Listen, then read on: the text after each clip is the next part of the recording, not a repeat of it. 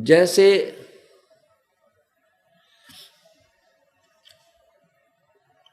जैसे श्री रामचंद्र जी वनवास में थे और वहां सीता जी थी, लक्ष्मण जी थे और वहां एक बगीची बो रखी थी फूल फालों की। तो उसमें एक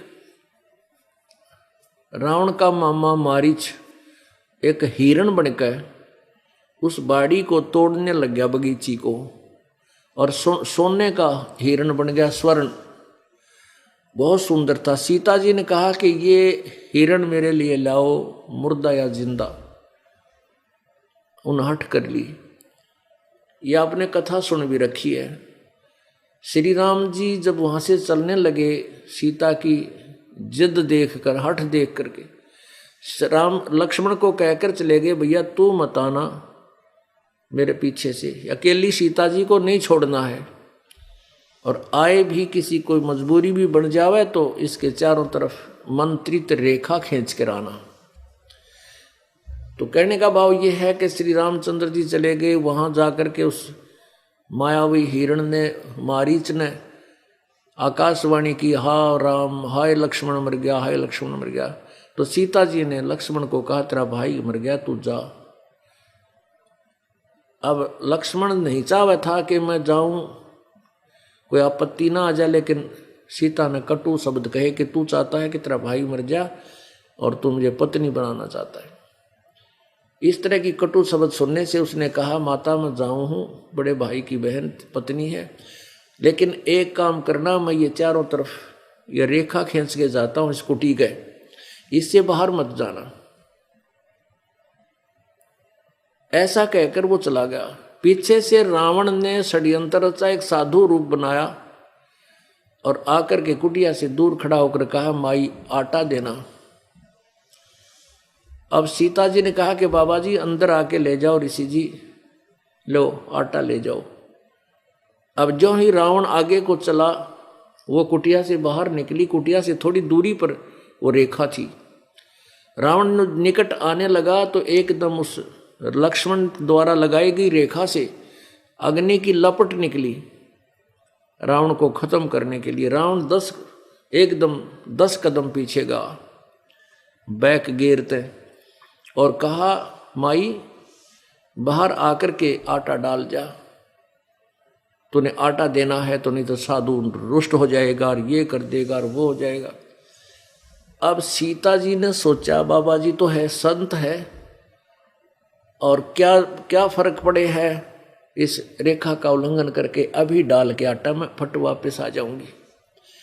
अब उसने यही अपनी सोचते और उस मर्यादा का उल्लंघन कर दिया सीता ने। ज्यों ही वो लक्ष्मण उस रेखा को पार करके गई, 2 कदम आगे गई थी, तभी रावण ने भाग करके उसको उठा लिया और उठा करके अपनी कैद में डाल दी।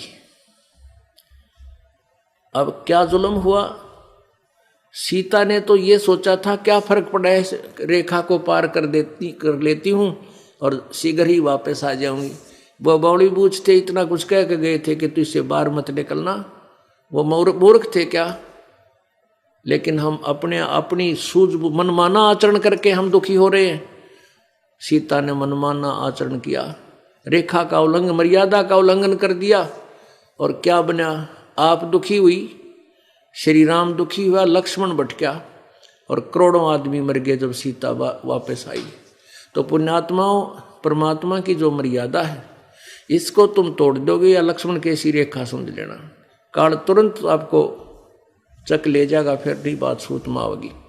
तो जब तक हंसा हमरी आना और काल लगे ना तेरा बण, कहते जब तक ये आत्मा मेरी मर्यादा में रहेगी तब तक काल, तेरा कोई भी अटैक, किसी प्रकार का भी झटका इन पुण्यात्माओं को नहीं लग सकता।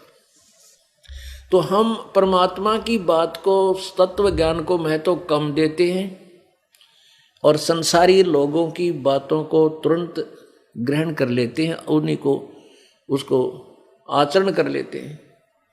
उसके बारे में बता रहे हैं कि संसारी दी गल्ला चिन्ह नहीं बूझे शब्द जो गहरे नू, ये मुर्दों से ती प्रीत लगाव न जान, सतगुरु मेरे नू मैं तो दे दिए बाल्यम बैरे नू।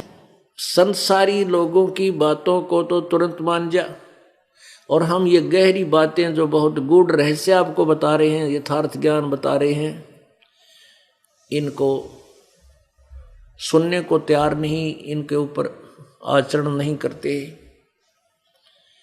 और मुर्दों से ती प्रीत लगाव न जाने, सतगुरु मेरे नू मुर्दों से ती। जैसे प्रत्येक गांव में और प्रत्येक नगर में, शहर में कितने पीर की मड़ी पाओगी, और कहीं पर कोई बाबा जी की, कि हमारे यहाँ बाबा की पूजा करती, जोड़ डाले बाबा की, फलाने बाबा की। और परमात्मा कहते हैं उन मुर्दे जो मर चुके हैं उन मत प्रीत लगावें, और ना जाने सतगुरु मेरे नू। जिंदे सतगुरु को छोड़कर उन मरे हुए बाबा जी और उन गुरु, पीर माने गुरु, वो नकली पीर गुरु हुआ करते थे, वह भूत बन गए। और वो भूत बन के जहाँ उनके अंतिम संस्कार किया था, उस अपने शव के उस ऊपर बनी हुई यादगार के वहीं चक्कर काटते रहते हैं। तो परमात्मा कहते हैं कि जैसे कोई वैद्य था और उस वैद्य की होगी मृत्यु, वह जब जीवित था नब्ज देखता था, दवाई बनाकर गोट के बढ़िया पुड़िया दे देता था, अगले बच्चा बेटा बेटी इसको ऐसे ऐसे खाना, ये इसके जो है पथ्य रखना, ये परहेज रखना, वो बच्चा, वो रोगी स्वस्थ हो जाता था उस जीवित वैद्य के द्वारा दी गई औषधि से। अब वो वैद्य मर जावे, उस वैद्य की मृत्यु हो जा, उसके बाद उस वैद्य के जहाँ अंतिम संस्कार करे वहाँ यादगार बना दे कोई, और फिर वहाँ मत्था टेक कर नो कहे वैद्य जी मुझे स्वस्थ कर दो, हे वैद्य जी मुझे स्वस्थ कर दो। क्या ये बात न्याय संगत है? नहीं। अब वहां वो वैद्य नहीं है जो नब्ज देख करके दवाई देता था, रोग को पहचान लेता था। वैसा ही वैद्य और जीवित ढूंढना होगा, और उस वैद्य के पास जाकर के आपने वो दवाई औषधि लेनी होगी।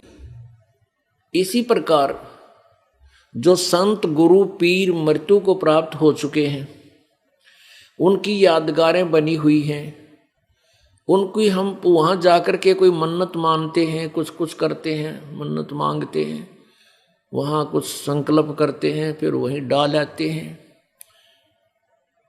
तो उन मरे हुए गुरु पीर के उन यादगारों पर जाने से आपको कोई लाभ नहीं होगा। आपने जीवित संत गुरु ढूंढना होगा जो तत्व ज्ञान से परिचित हो, पूरा ज्ञान हो, समाधान हो, उसको नाम देने का आदेश हो। उस संत से आपको पूर्ण लाभ मिलेगा। पर्वत पर्वत में फिरा कारण अपने राम, राम जैसे संत मिले जिन सारे सब काम। प्रभु कहते हैं, कबीर परमेश्वर आप ही परमात्मा हैं, परमेश्वर हैं, और आप ही एक भक्त की भूमिका करते हैं। हमें समझाने के लिए कहते हैं पर्वत पर्वत में फिरा कारण अपने राम, राम जैसे संत मिले जिन सारे सब काम। परमात्मा की तलाश में, और पर्वत पर्वत ना जिसने भी जहां बताया वहीं घूम रहा था, लेकिन उस परमेश्वर जैसे संत मिले, पूर्ण संत मिले, उनसे जब उपदेश लिया, उनके बताए मार्ग से साधनाएं की, तो फिर हमारे सारे काम सिरे जो भगवान करता है, जो परमात्मा से लाभ मिलते हैं, हम सुना करते, तो वो वहां नहीं मिले जो इधर उधर हम भटक रहे थे, उस संत के पास मिले। राम जैसे संत मिले। कबीर परमेश्वर कहते हैं मम संत मुझे जान मेरा ही स्वरूपम।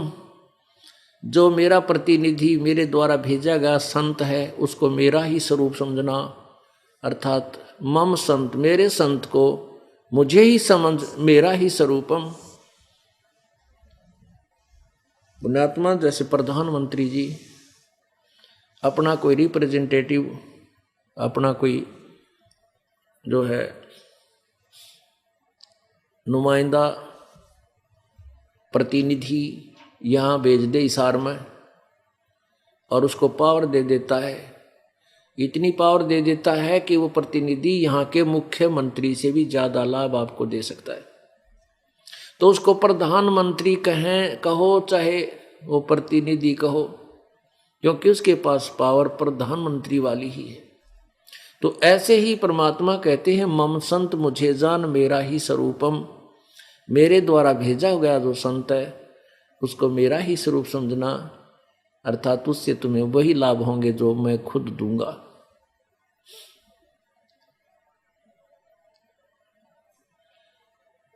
अब क्या बता रहे हैं?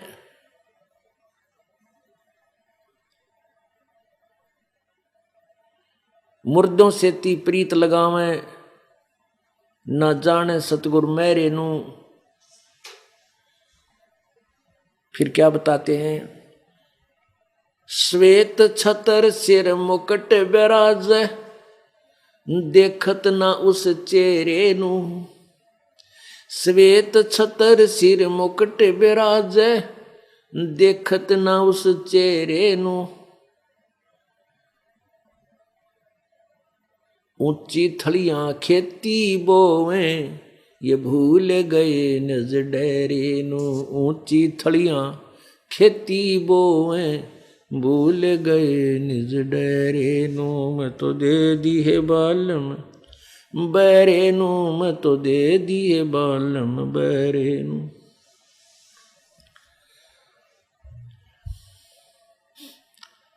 पुण्यात्माओं,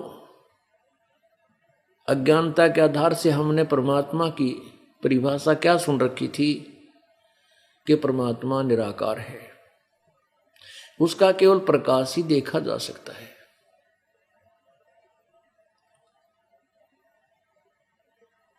एक बात तो ये विचार करने की है कि हमारी बुद्धि बिल्कुल काम करना बंद कर चुकी थी भगवान के बारे में।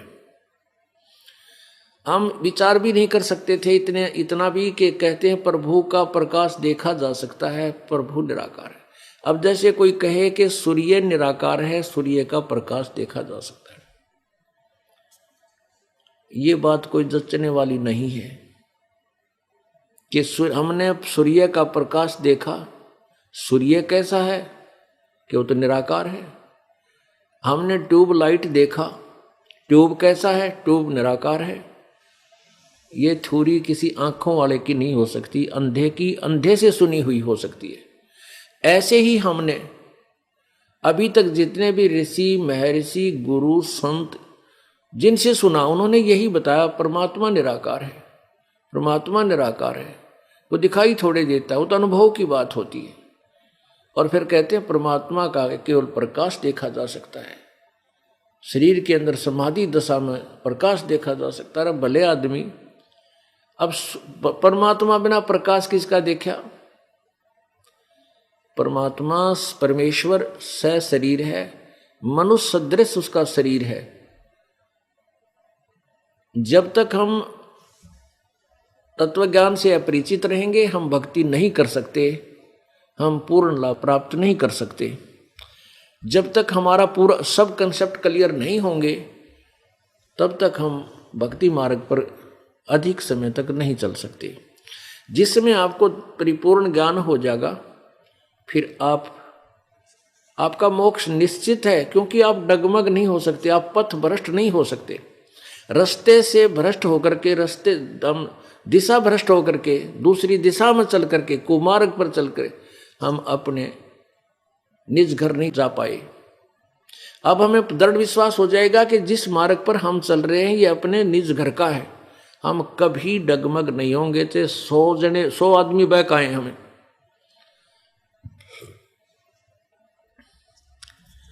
इसलिए हमें सबसे पहले ये जानना होगा कि परमात्मा कैसा है, वो साकार है या निराकार है।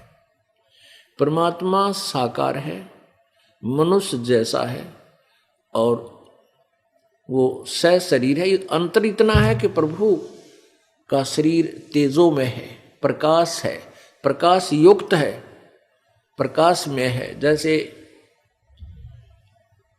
अब सूर्य है, ये प्रकाश युक्त है, तेजों में है। इसी प्रकार परमेश्वर का शरीर तेजों में है, इसलिए वेदों में उसे अग्नि शब्द से संबोधित किया है। अग्नि का अर्थ होता है प्रकाश युक्त, प्रकाश में परमेश्वर। अग्नि तनुरसी, हे प्रकाश में परमेश्वर आपका शरीर है। विष्णुवे तवा सोमस्य तनुरसी, उस परमेश्वर का सबके धारण पोषण करने के लिए भी उसका एक शरीर